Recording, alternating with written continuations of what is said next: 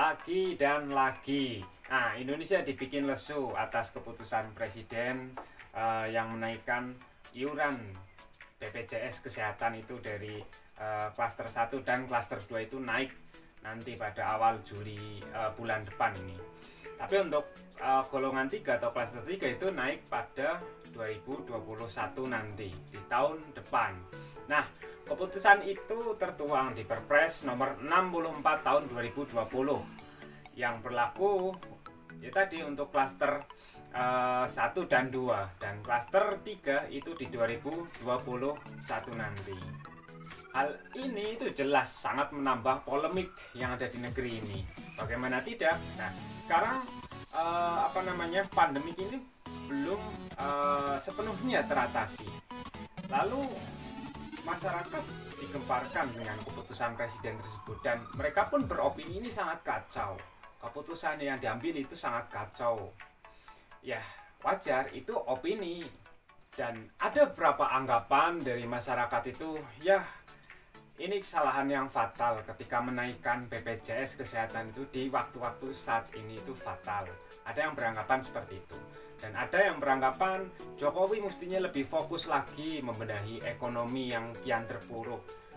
Dengan melihat angka pertumbuhan ekonomi sendiri itu kan sangat rendah, ada yang beranggapan yaitu harus membenahi ekonomi dulu. Dan ada pula yang beranggapan bahwa kita harus membenahi pandemi ini terlebih dahulu. Kalau bisa lakukan lockdown, kalau bisa jangan sampai ada akses kemana-mana agar pandemi ini itu cepat teratasi ataupun rantai penyebarannya itu bisa terputus. Lalu ada juga yang beranggapan bahwa bodoh amat. Dan ya inilah satu kata, kalau menurut saya ini benar-benar ruwet dan ruwet. Itu kata yang patut kita ucapkan bersama, ruwet. Dan lalu sikap seperti apa yang perlu kita bangun menyikapi hal demikian? Tentu kita jangan mudah termakan opini-opini publik yang beredar. Jangan mudah terombang-ambing, opini ini seperti ini, opini ini seperti ini. Kita jangan langsung menangkap bahwa opini ini benar, opini ini benar. Semua itu kan punya kebenarannya masing-masing. Semua anggapan itu benar, itu bagi mereka pribadi. Dan kita harus cerdas menyikapinya. Kita harus memilah dan memilih, membandingkan juga, memilah mana yang benar dan mana yang kurang benar. Lalu kita bandingkan yang kira-kira benar, kita bandingkan dengan berita lain. Itulah bagusnya ketika kita itu bisa membudayakan literasi yang baik dan benar. Nah, dengan demikian kita itu akan mudah terhindar dari yang namanya hoax, kemudian yang namanya opini jahat. Itu kita akan semakin bisa memfilter mana yang kiranya itu masuk di logika kita dan mana yang kurang masuk di logika kita. Ya, walaupun kalau menurut saya semua bisa dimasukkan di logika, tapi ada batasan-batasannya lah. Dan mana yang kiranya untuk kepentingan negeri dan mana juga yang kiranya justru marah mempertambah atau memperkeruh suasana di dalam negeri ini sendiri. Nah, yang perlu kita tangani itu ini yang memperkeruh dan mempertambah kericuhan di negeri kita sendiri, itu yang bahaya sebenarnya menurut saya.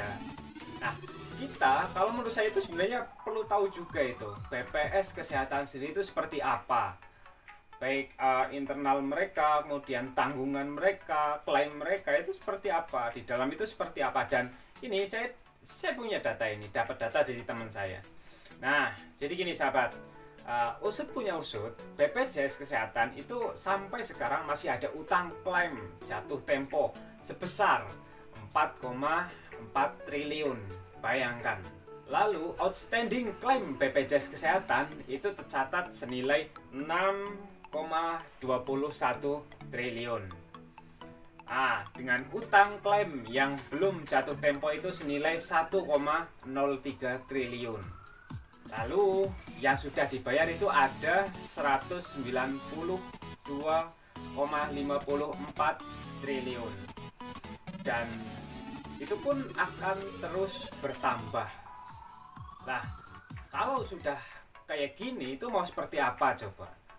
buat mencari solusi apakah kita perlu utang luar negeri lagi. Kan malah nanti bakal memperkeruh lagi suasana dalam negeri kita, dan itu bakal berdampak pada kebijakan fiskal kita ke depan. Kita tahu kan utang negara kita ke luar itu kan sudah banyak, apa ya mau ditambah lagi? Itu bukan solusi lah. Dan pemerintah mengambil langkah kebijakan seperti itu menurut saya memang sudah dipertimbangkan dengan matang-matang, mana yang baik dan mana yang buruk.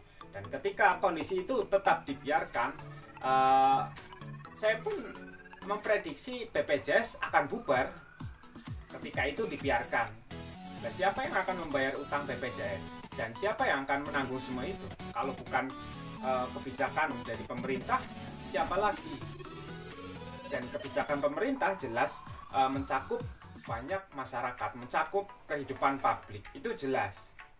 Karena pada prinsipnya kita itu hidup bernegara, bermasyarakat, dan kita hidup bersama-sama. Apalagi di tengah pandemi seperti ini, kita hiduplah ya bagaimana caranya agar kita itu lebih gotong royong lagi mengatasi pandemi seperti ini, bukan malah memperkeruh keadaan negeri. Dan kondisi kita bersama itu kalau menurut saya benar-benar sedang diuji, bukan hanya kita pribadi tapi untuk negeri ini.